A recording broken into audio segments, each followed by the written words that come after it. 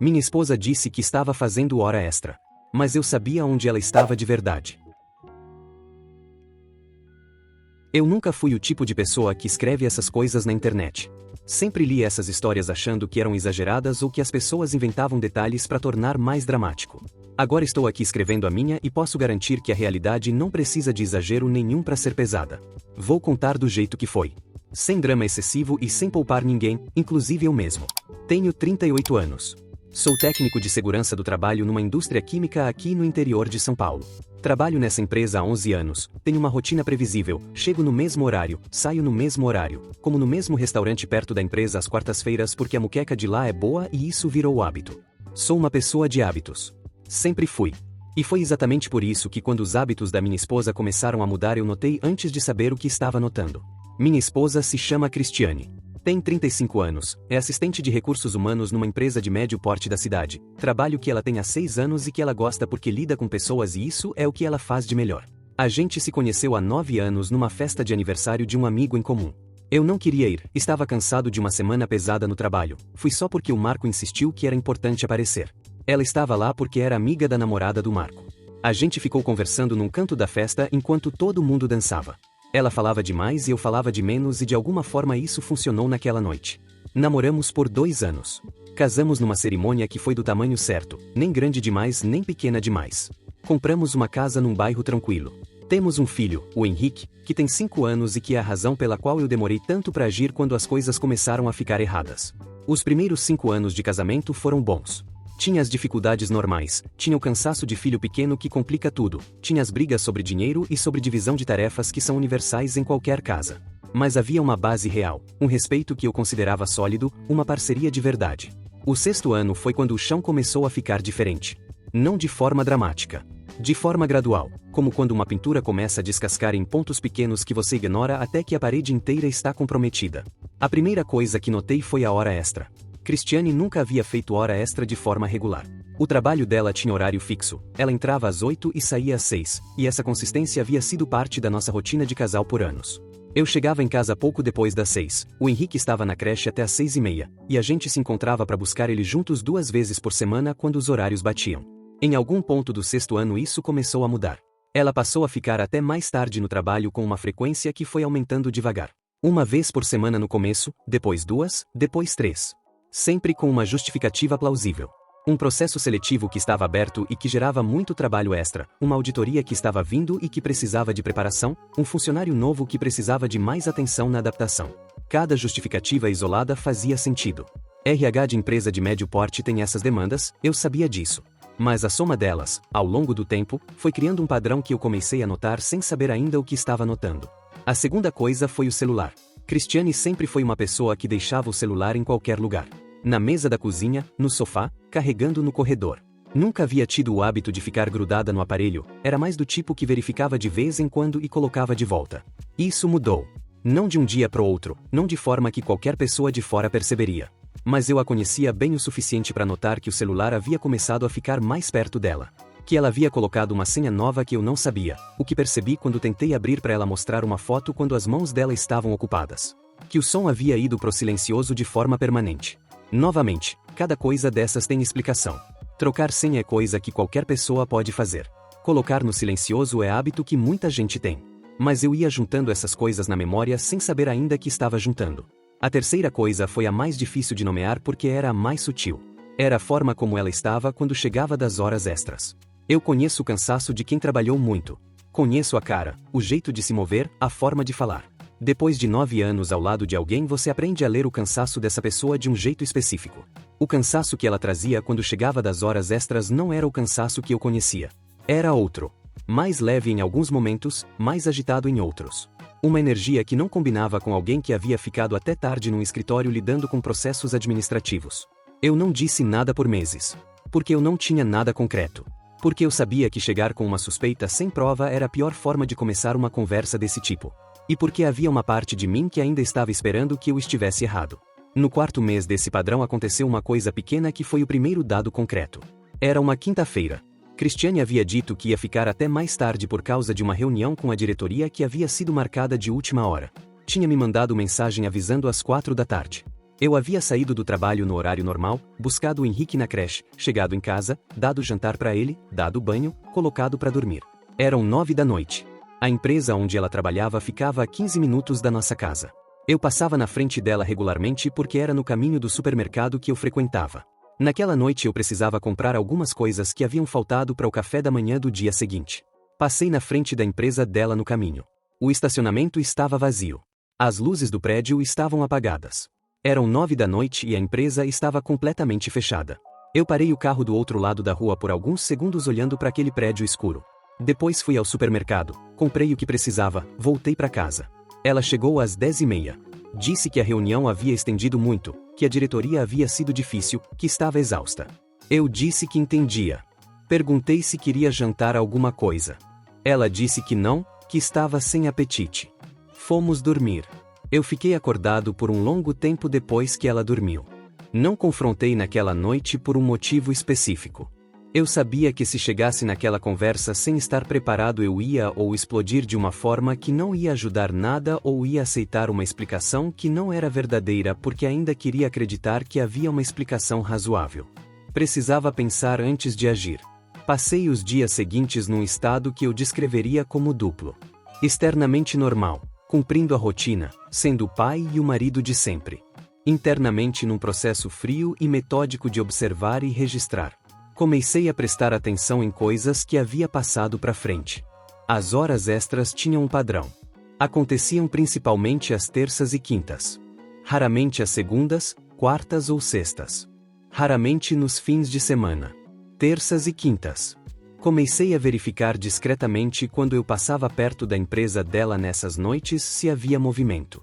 Não de forma paranoica, só incluindo o trajeto nas coisas que eu fazia de qualquer forma. Em 3 das 4 terças e quintas seguintes o estacionamento estava vazio quando ela havia dito que estava no trabalho. Eu tinha 4 dados concretos agora. Não era imaginação. Não era insegurança sem fundamento.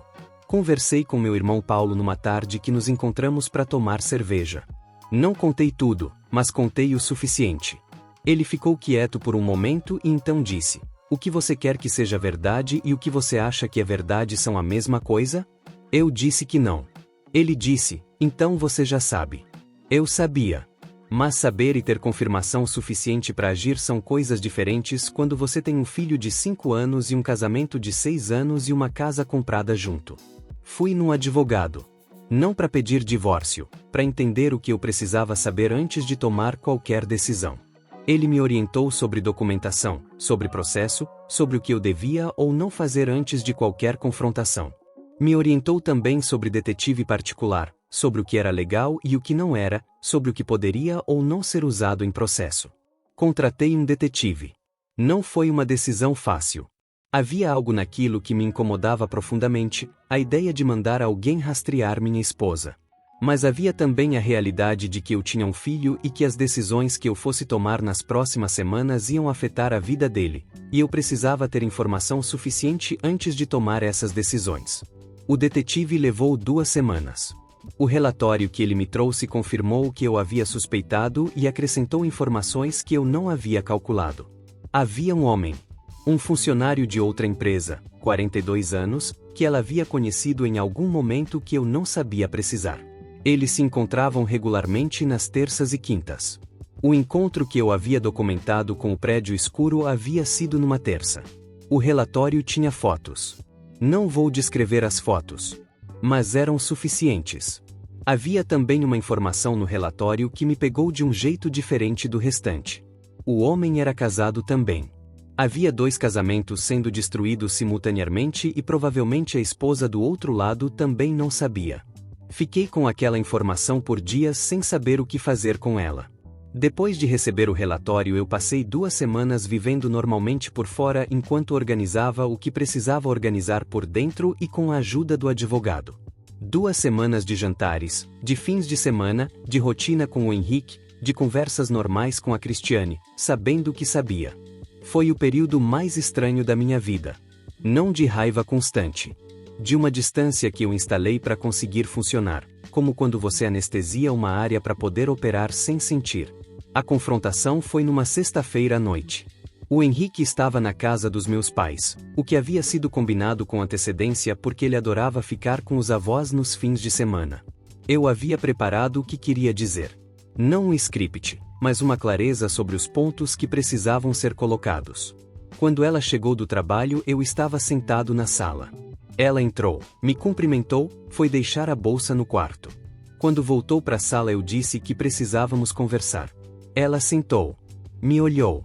Eu coloquei o relatório do detetive na mesa entre nós. Não disse nada. Só empurrei na direção dela. Ela olhou para a pasta por um momento sem tocar. Depois olhou para mim. E antes de abrir, eu vi na expressão dela que ela sabia o que estava dentro. Abriu. Olhou algumas páginas. Fechou. Ficou em silêncio por um tempo que eu não vou tentar calcular porque pareceu longo demais. Depois disse: há quanto tempo você sabe? Eu disse: tempo suficiente. Ela disse que ia explicar. Eu disse que podia explicar, mas que primeiro eu tinha uma pergunta. Perguntei há quanto tempo estava acontecendo. Ela ficou quieta por um momento.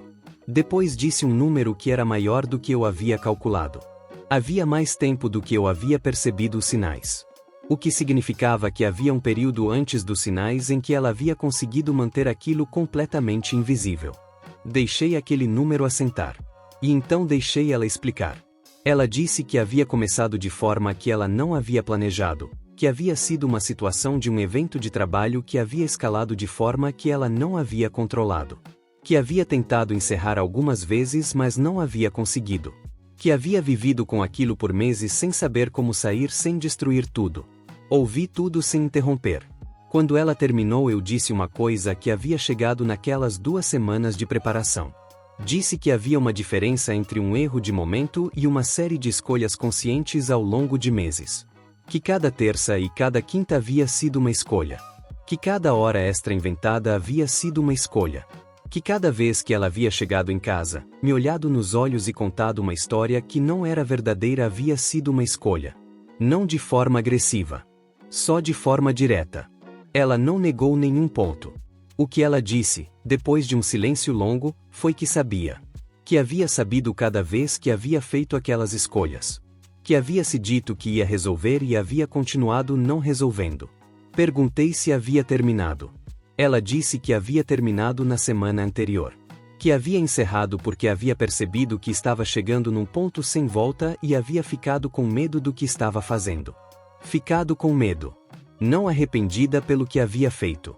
Com medo do que podia perder. Essa distinção ficou comigo de um jeito que eu não consegui deixar passar. Disse isso para ela. A diferença entre as duas coisas. Ela ficou quieta depois que eu disse. Eu dormi no quarto de hóspedes naquela noite.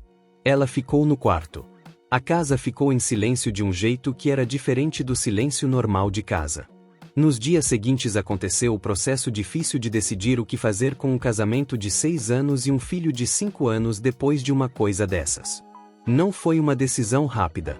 Não seria justo com nenhum dos dois e principalmente não seria justo com o Henrique tomar uma decisão desse tamanho no calor do momento. Ela queria tentar reconstruir. Disse isso de formas diferentes ao longo das semanas seguintes. Que havia sido um erro. Que queria fazer diferente, que o casamento importava para ela. Eu ouvi cada vez que ela disse isso. E fui tentando ser honesto comigo mesmo sobre o que eu queria que acontecesse. Havia uma parte de mim que ainda amava. 9 anos de construção não desaparecem de uma vez só porque algo quebrou. Havia uma história real que havia existido de verdade antes daquilo. Mas havia também algo que eu não conseguia deixar para trás por mais que tentasse. Não era a traição em si, embora a traição fosse real e pesada. Era as terças e as quintas. Era cada hora extra inventada. Era cada vez que ela havia chegado em casa, olhado pro Henrique dormindo, olhado para mim, e continuado do mesmo jeito. Não havia sido um momento de fraqueza. Havia sido uma escolha repetida por meses. E eu não conseguia olhar para ela sem ter aquelas terças e quintas na cabeça. Fomos para terapia de casal. 3 meses de sessões que foram úteis no sentido de que os dois conseguiram falar de forma estruturada sobre coisas que eram difíceis de dizer diretamente. Mas havia uma coisa que foi ficando mais clara conforme as sessões avançavam. Eu havia perdido algo que não sabia como recuperar. Não a confiança no sentido abstrato. A capacidade de estar completamente presente com ela sem aquela parte de mim que ficava em guarda. Numa sessão, a terapeuta me perguntou o que eu precisaria ver da Cristiane para conseguir reconstruir. Eu pensei na pergunta de forma honesta por um tempo longo. E a resposta que chegou foi que eu não sabia. Que havia coisas que você pode consertar e coisas que mudam a forma de um relacionamento de uma maneira que não volta ao que era antes, independente do esforço dos dois. Não era sentença. Era honestidade sobre onde eu estava. Pedi o divórcio 4 meses depois daquela noite de sexta. Não foi uma decisão tomada de raiva. Foi uma decisão chegada com tempo, com terapia individual, com honestidade sobre o que eu era capaz de construir e o que eu não era. O processo está em andamento. A guarda do Henrique será compartilhada, o que é o certo, porque ele precisa dos 2 pais e nenhum dos 2 vai ser o tipo de pessoa que usa uma criança como instrumento. A casa está sendo avaliada para venda. Cada um vai pro seu lado. Sobre a esposa do outro homem, fiquei com aquela questão por muito tempo. O detetive havia documentado o suficiente para eu saber que ela existia e que provavelmente não sabia. Conversei com o advogado sobre isso. Conversei com a terapeuta. No final, tomei uma decisão que eu não vou detalhar completamente aqui porque envolve outra pessoa que não me pediu para contar a história dela. Só vou dizer que eu não me sinto bem guardando uma informação que afeta alguém que não tem como saber. O Henrique ainda não entende completamente o que está acontecendo. Tem 5 anos e o que ele sabe é que o papai e a mamãe vão morar em casas diferentes, mas que os 2 continuam sendo os pais dele e que isso não vai mudar. Ele perguntou uma vez se a culpa era dele. Essa foi a pergunta mais difícil que já precisei responder na minha vida. Disse que não, com a convicção mais absoluta que já coloquei em qualquer coisa que disse. Que adultos às vezes tomam decisões complicadas e que essas decisões são dos adultos, nunca das crianças. Ele aceitou porque tem 5 anos e porque crianças de 5 anos aceitam quando você é firme sobre algo. Eu precisei sair da sala depois porque não queria que ele me visse do jeito que eu estava. O que fica de tudo isso é mais do que eu consigo organizar num texto. Ainda estou no meio do processo, ainda estou num apartamento alugado enquanto a casa é avaliada, ainda estou construindo uma nova rotina que vai levar tempo para assentar. O que eu sei é que a rotina vai assentar. Que o Henrique vai ficar bem porque os 2 vão garantir isso. Que as terças e quintas vão parar de ser a primeira coisa que eu penso quando acordo de manhã em algum ponto que ainda não chegou mas que vai chegar. E que eu agi do jeito certo pro momento em que estava. Com calma, com preparação, sem explodir de forma que prejudicasse o Henrique ou que me prejudicasse legalmente. Não é consolação suficiente para tudo que aconteceu. Mas é o que eu tenho hoje.